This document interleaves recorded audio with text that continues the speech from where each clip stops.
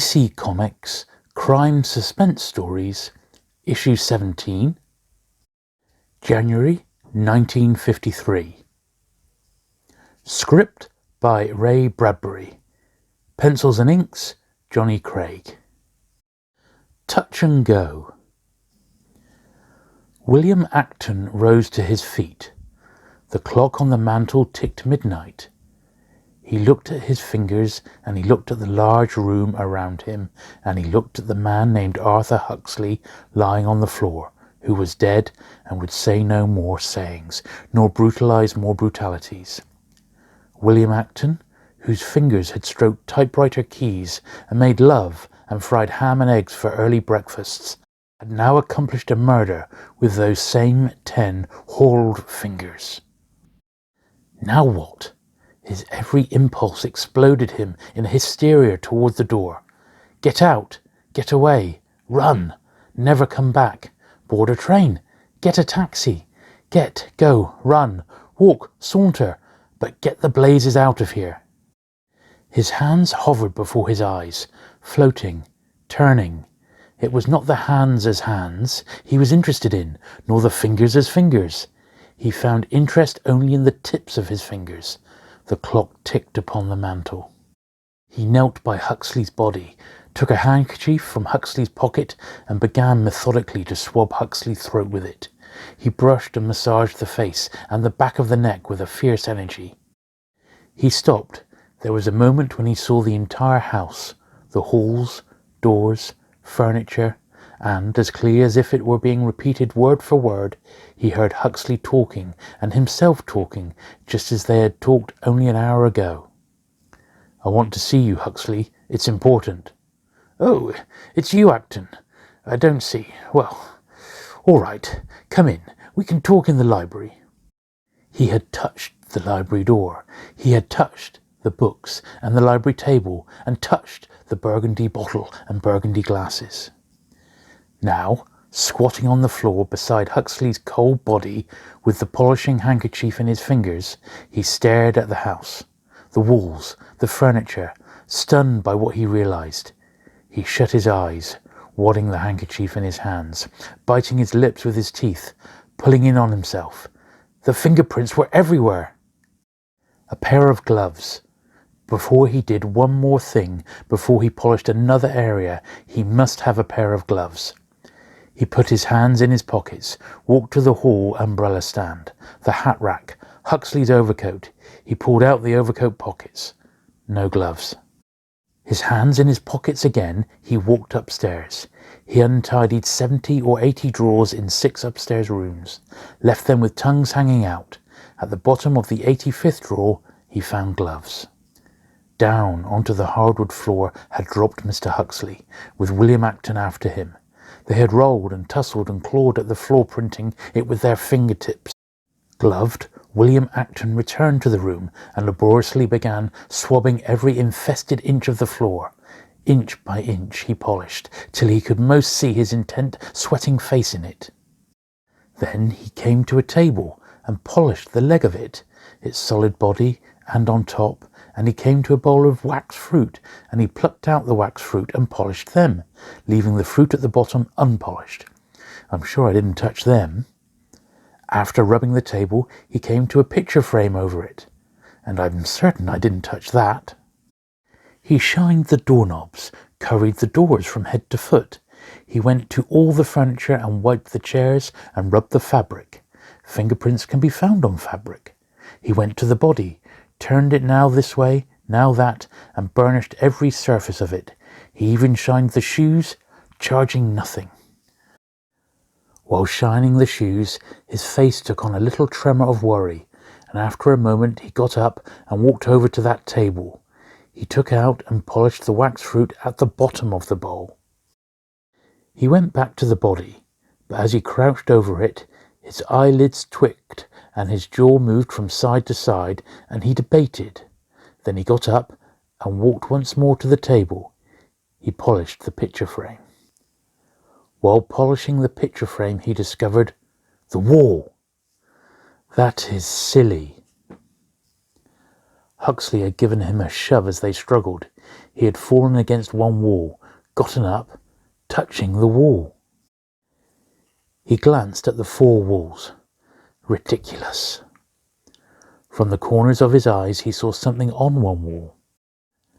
I refused to pay attention. The next room. Now, I'll be methodical. Let's see. We are in the hall, the library, this room, the dining room, and the kitchen. There was a spot on the wall behind him. Well, wasn't there? He turned angrily, and he went over, and he couldn't find any spot. Oh, a little one. Yes, right, there. He dabbed it. It wasn't a fingerprint anyhow. He looked at the wall, and the way it went over to his right, and over to his left, and how it went down to his feet, and up over his head, and he said softly, "No." But unknown to his eyes, his gloved fingers moved in a little rubbing rhythm on the wall. He peered at his hand and the wallpaper. He looked over his shoulder at the other room. His face hardened. Without a word, he began to scrub the wall, up and down, back and forth, up and down, as high as he could stretch and as low as he could bend. He got one wall finished, and then he came to another wall. He looked at the mantel clock. An hour gone. It was 5 after 1. He turned away from this new fresh wall. Silly. It's flawless. I won't touch it. From the corners of his eyes he saw the little webs. When his back was turned, the little spiders came out of the woodwork and spun their little fragile half-invisible webs upon the 3 walls as yet untouched. Each time he stared directly at them, the spiders popped back into the woodwork, only to spindle out as he retreated. Those walls are all right. I won't touch them. He went to a writing desk at which Huxley had been seated earlier. He opened a drawer and took out what he was looking for, a little magnifying glass Huxley sometimes used for reading. He took the magnifier and approached the wall uneasily. Fingerprints. But those aren't mine. I didn't put them there. I'm sure I didn't. A servant, a butler, or a maid perhaps. The wall was full of them. Look at this one here. Long and tapered. A woman's, I'd bet on it. Would you? I would. Are you certain? Yes. Positive? Well, yes. Absolutely. Yes, yes. Wipe it out anyway. Oh, all right. In a rage he began to sweep the wall up and down and back and forth with his gloved hands, sweating, grunting and swearing, bending and rising and getting redder of face. He finished the wall at 2 o'clock. He took off his coat and put it on a chair. He walked over to the bowl and took out the waxed fruit and polished the ones at the bottom and polished the picture frame. He looked up at the chandelier. His fingers twitched at his sides, his mouth slipped open and the tongue moved along his lips, and he looked at the chandelier and looked away and looked back at the chandelier and looked at Huxley's body and then at the crystal chandelier with its long pearls of rainbow glass. He got a chair and brought it over under the chandelier and put one foot up on it and took it down and threw the chair, violently, laughing, into a corner. Then he ran from the room, leaving one wall as yet unwashed. In the dining room he came to a table. He paused over the table where the boxes of cutlery were laid out, hearing once more Huxley's voice. Look at this silver Acton. Exquisite craftsmanship. Look at it. Now Acton wiped the forks and spoons and took down all the plates and special ceramic dishes from the wall shelf, remembering all the touchings and gesturings. Here's a lovely bit of ceramics by Gertrude and Otto Nutzler, Acton. Are you familiar with their work? Pick it up, turn it over, see the fine thinness of the bowl, thin as eggshell. Incredible. Handle it. Go ahead. I don't mind. Handle it. Go ahead. Pick it up. Acton sobbed unevenly. He hurled the pottery against the wall. It shattered and spread, flaking wildly upon the floor. An instant later he was on his knees. Every piece, every shard of it must be regained. Fool, fool, fool, he cried to himself. Find every piece. You idiot, not one fragment of it must be left behind. He gathered them. Are they all here? He looked under the table again and under the chairs and found one more piece by matchlight and started to polish each little fragment as if it were a precious stone. He took out the linen and wiped the chairs and tables and doorknobs and window panes and ledges and drapes and wiped the floor and found the kitchen, panting, breathing violently, and took off his vest and adjusted his gloves and wiped the glittering chromium. And he wiped all the utensils and silver faucets and the mixing bowls, for now he had forgotten what he had touched and what he had not. Huxley and he had lingered here in the kitchen. They had idled, touched this, that, something else. There was no remembering what or how much or how many. And he finished the kitchen and came through the hall into the room where Huxley lay. He cried out. He had forgotten to wash the fourth wall of the room, and while he was gone, the little spiders had come out of the fourth unwashed wall and swarmed over the already clean walls, dirtying them again. On the ceilings, the chandelier, in the corners, on the floor, a million little horrid webs hung billowing at his scream. Tiny, tiny little webs, no bigger than, ironically, your finger. As he watched, the webs were woven over the picture frame, the fruit bowl, the body, the floor. Prince wielded the paper knife, pulled out drawers, touched the tabletop, touched, everything, everywhere. He polished the floor, wildly.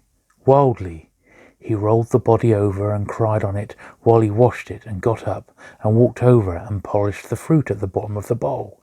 He put a chair under the chandelier and got up and polished each little hanging fire of it, shaking it like a crystal tambourine until it tilted bell-wise in the air. Then he leaped off the chair and gripped the doorknobs and got up and another chair and swabbed the walls higher and ran to the kitchen and got a broom and wiped the webs down from the ceilings and polished the bottom fruit of the bowl and washed the body and the doorknobs and silverware and found the hall banister and followed the banister upstairs. 3 o'clock. There were 12 rooms downstairs and 8 above, 100 chairs, 6 sofas, 27 tables, 6 radios, and under and on top and behind, he yanked furniture out away from walls and, sobbing, wiped them clean of years-old dust, handling, erasing, rubbing, polishing. And now it was 4 o'clock, and his arms ached and his eyes were swollen and staring, and he moved sluggishly about on strange legs, his head down, his arms moving, swabbing and rubbing, bedroom by bedroom, closet by closet. They found him at 6:30 that morning, in the attic. The entire house was polished to a brilliance. They found him in the attic, polishing old trunks and old frames and old chairs and toys and vases and rocking horses and dusty Civil War coins. He was half through the attic when the police officer walked up behind him with a gun. On the way out of the house, Acton polished the front doorknob with his handkerchief and slammed it in triumph. The end.